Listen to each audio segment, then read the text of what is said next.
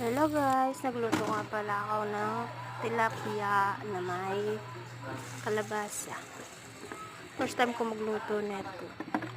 Ayan yan, nilagay ko na yung kalabasa. Nilagay ko na rin yung tilapia para hindi siya hilaw at malabo.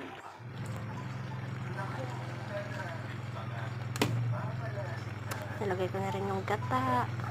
Nandiyan na rin yung mga seasoning.